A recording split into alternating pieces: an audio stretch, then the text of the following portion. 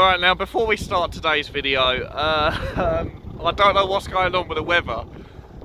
It's been nice and sunny all afternoon. I jump out in the Audi, which I've got running next to me. It starts pissing it down as I get to my filming location. It stops for about 30 seconds and now it's raining again. But it's beautiful and sunny, so God knows. Anyway, bit of a muttery intro, let's get on with it.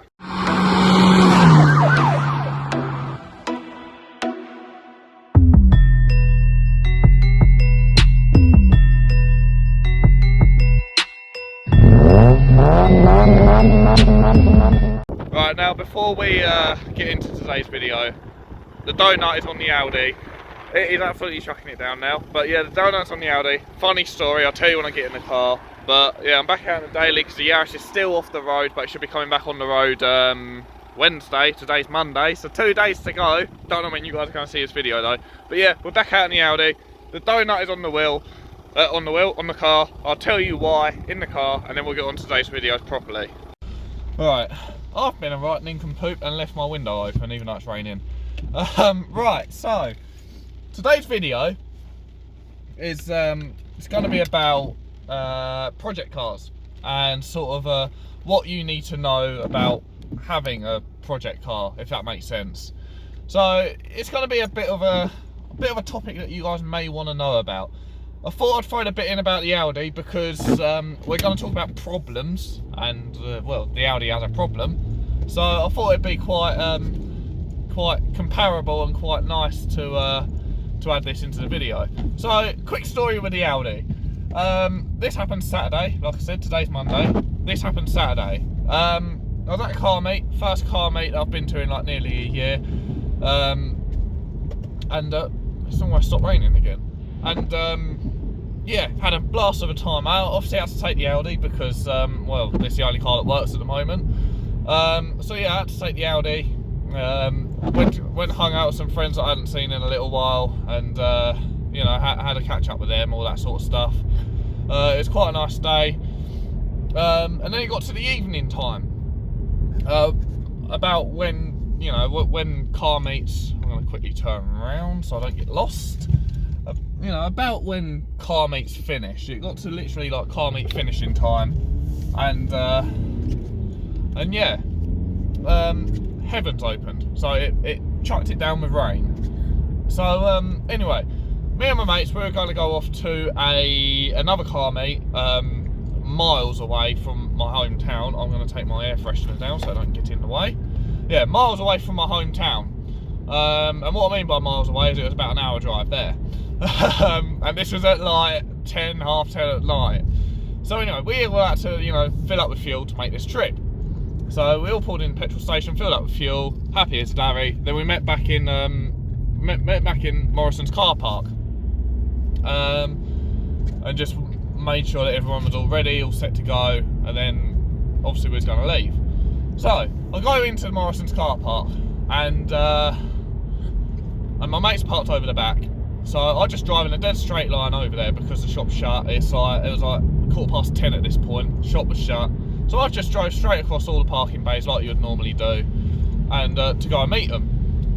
Because it was pitch black, pissing down with rain, I did not notice what I call a decorative curb or a decorative path in the car park, which is basically like these random like little like bits of curbing and bit of pathway across the car park that sort of just make it look prettier. Sometimes there's plants planted on them and stuff like that. You get what I mean. Yeah, there was one of them, and I didn't see it. I smacked it at about 20 miles an hour. Totally busted the wheel. Oh, for goodness sake. We're back to this again. Oh shit. Okay, we'll go with a new filming way. There we are. Yeah, totally busted it. What I mean by that is the tyre's gone, because I drove it on a flat. I'll tell you why. Yeah, so the tyre's gone, rim's cracked and got a chunk taken out of it. Yeah, it's in a bad place. So why did I drive it on a flat? Well, I did the incident, stopped in the parking bay that I was going to anyway, looked at my tyres, like, oh, it's still got air in it. It looks a bit spongy, but it had been looking spongy for a while. So I was like, oh, it looks a bit spongy, I'll just chuck some air in it just in case. And it pumped up perfectly fine. whilst I was waiting for the rest of my mates and whilst we was waiting to figure out an action plan, the tyre obviously must have just majorly deflated itself because it went flat, and I didn't realise because I didn't get out to check it again when we set off. So anyway, we set off, driving down the road, and I had my missus with me, and I said to her, I said, right, so I'm going to take my hands off the wheel, see if I've knocked the alignment out. Took my hands off the wheel, and it pulls so hard to the left.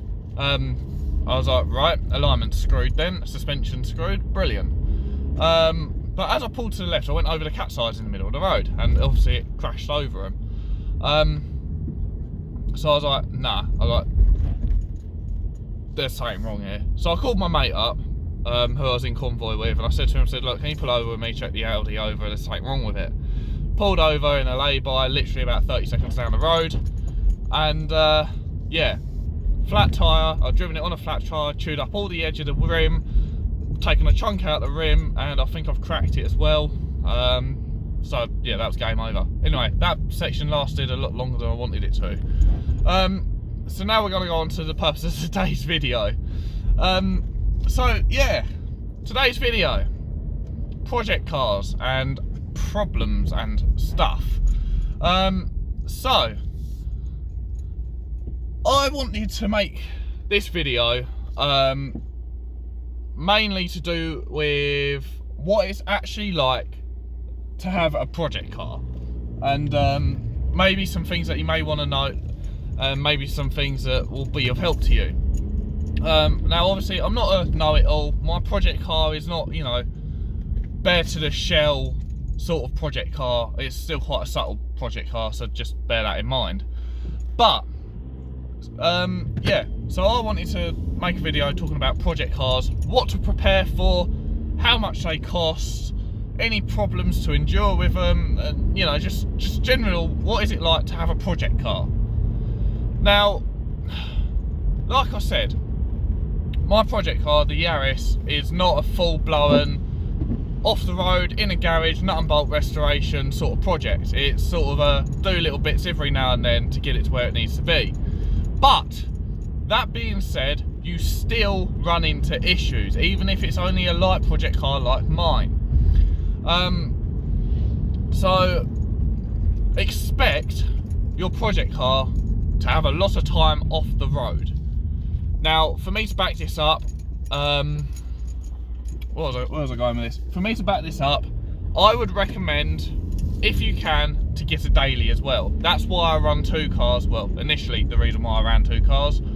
But yeah, have a daily as well as a project car. That's number one. Even if it's like a company car, company van, whatever, just make sure you have access to another car you can use if it's essential for you to use a car in your day-to-day life. Because no matter what you do to a project car, you're almost certainly going to come across issues, come across setbacks, and there is the high risk of the car spending a lot of time not being driven and off the road. For example, the Yaris at the moment.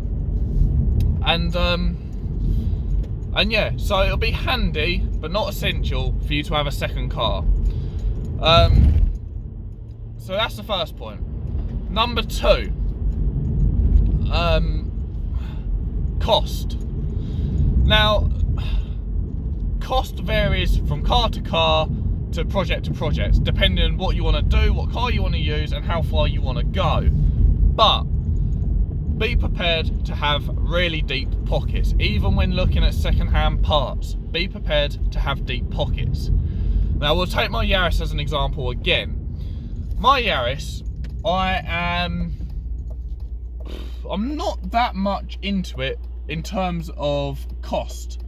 I would say I'm probably about £3,000, £3,500 deep in the Yaris, including the cost of the car, that is.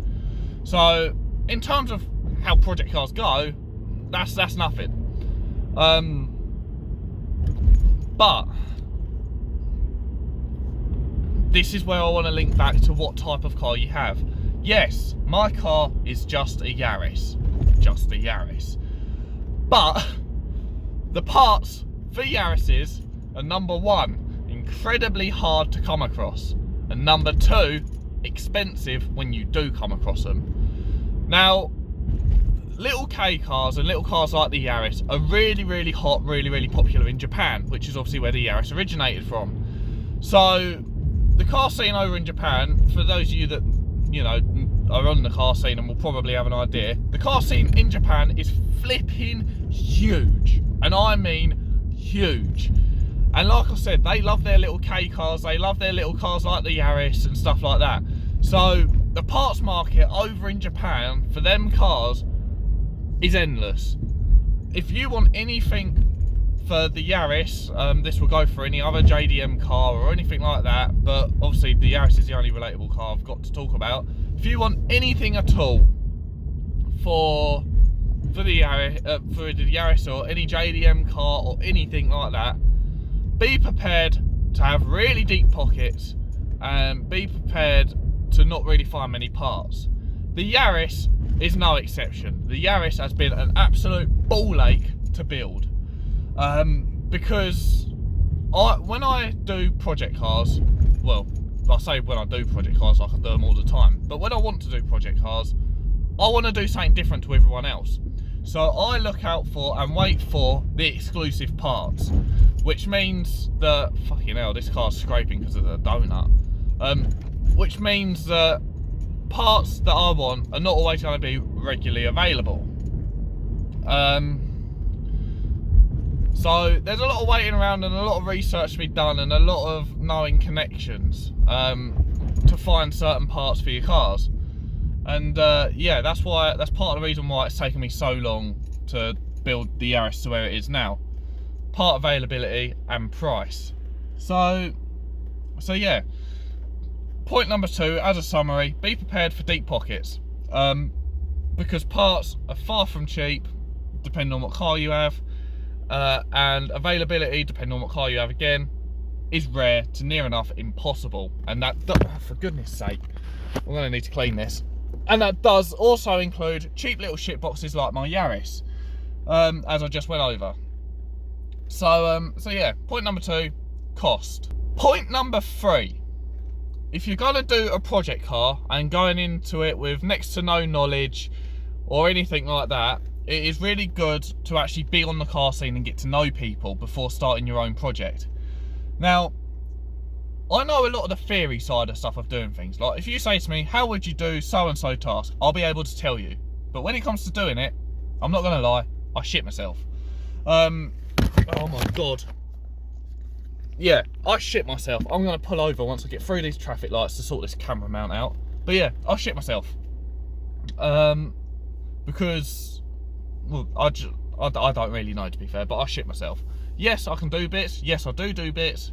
But it's always nice to get a second point of opinion or someone to show you or something like that. So yeah, make sure you're on the car scene and make sure you know people before you start a project car, because having many heads and many hands and many connections will be very, very beneficial when it comes to building your own project car. If it wasn't for the help of my friends and stuff like that, my friends, companies that I get referred to, stuff like that, the Yaris build would not be possible. I'm going to quickly pause the video, sort my camera mount out, and then I'll be back. Right, camera mount should be all clean now, and actually stickable, so we can carry on. Yeah, so my third point is get to know people. Having people around you, having friends, having companies that know all sorts of different stuff will help you an awful lot and cause you a lot, prevent you from having a lot of headaches, ball aches, issues, and God knows what else when building a project car. It's always good to have these contacts, always good to have these people around you, because they have different skills, different capabilities to yourself, especially if you're inexperienced with car mechanics and stuff like that, like me. If you want to, you know, get down with stuff and learn, but you're not sure how to do stuff, get to know people. If you feel confident in yourself to just get on and do it, by all means do it, but be prepared to run into issues, be prepared to not have a clue what you're doing, and be prepared for stuff to break and you to have no available parts there instantly. Because honestly, as smooth as YouTube tutorials show stuff to be, it's never that smooth. It's very true when someone says, when a 5-minute job turns into a 3-hour job. That is true. That is true 99% of the time. So yeah, make sure you have people around you that are bound to have spare parts, you know, nuts, bolts, whatever, you know, things that you're gonna snap. Make sure you have people that have correct tools. You can never have enough tools when working on a project car, and that is something that I seriously lack in. I lack in tools, and that is a lot of the time why I ask my friends to come and help me with stuff, because they have the tools that I need to do the job. So yeah, it's good to have friends around you when you're starting out because of tool availability. Knowledge, like I said, if you're new to this sort of stuff and want to get involved and want to get to learn things but you have no clue how to, having people around you, having companies around you, stuff like that, people that are willing to work with you, is beneficial, because you learn a lot.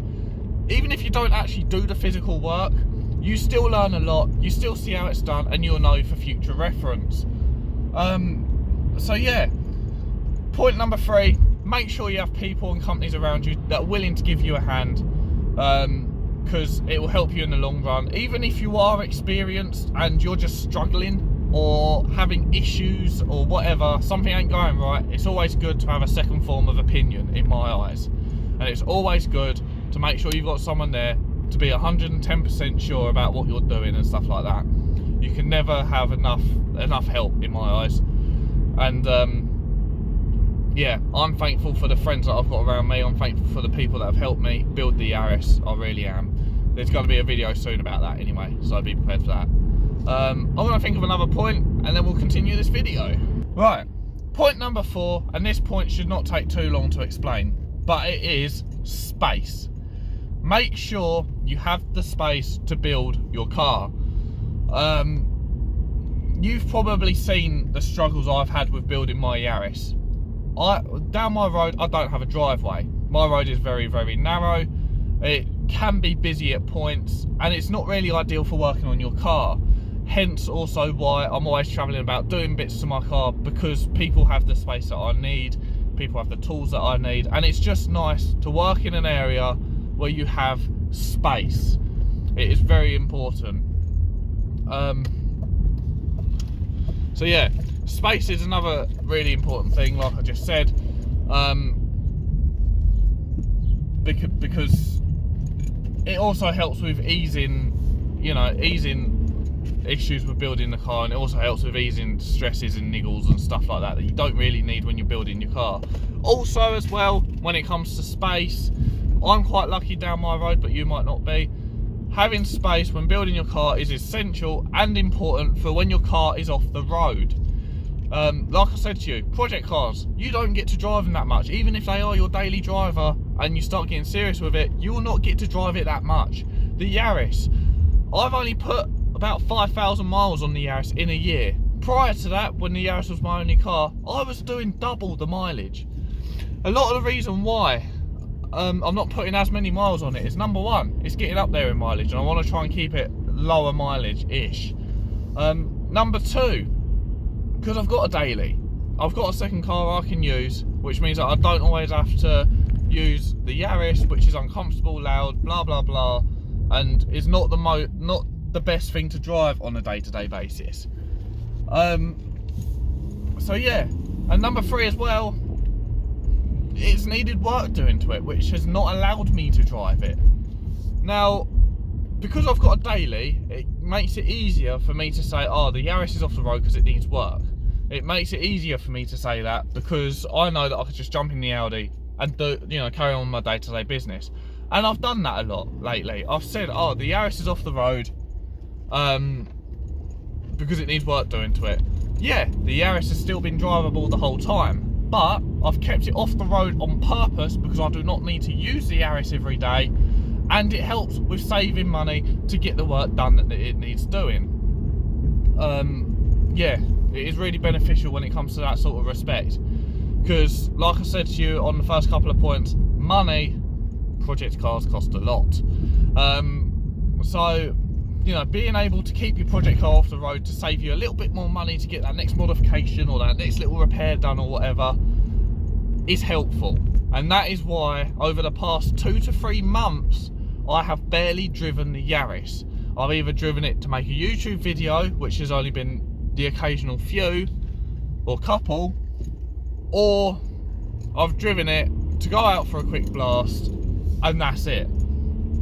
I have not driven it as a daily driver. I have not taken it to car shows or car meets, mainly because I haven't been on. I haven't gone out to meet friends to go on hoons for about 2 to 3 months because I've needed to do work. And as much as I'm comfortable with money at the moment, it still costs a lot to run 2 cars. And when you're trying to get a really expensive bit of your build done, it helps just not running a second car. So it just helps to keep it parked up, so you can focus on saving that little bit more to get that next bit, you know, that next bit of money and that next bit done to your car. And that is why the Yaris has barely been driven in 2 to 3 months. It's literally done, I'm lucky if it's done 150, 200 miles in 2 to 3 months. That's how little it's been driven. But yeah, so yeah. That's the next thing. Space. Be prepared for your car to be off the road for a while. In regards to points, I've just been sitting here driving for a little bit, and in regards to points, I think that's about it. I think I've covered a lot of things that I know from my experience I've ran into when it's come to building the Yaris. If you guys have any other suggestions or any other points that you think I should have mentioned, please feel free to leave them in the comment section down below.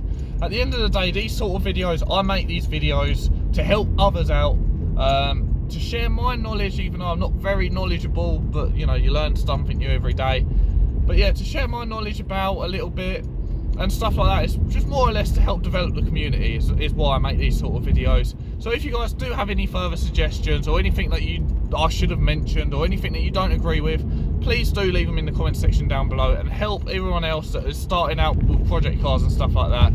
Help everyone else gain that little bit more knowledge, have them a couple more opinions to make sure that starting a project car is right for them at the time that they're trying to do it. Because honestly, there is so much that goes into actually having a project car.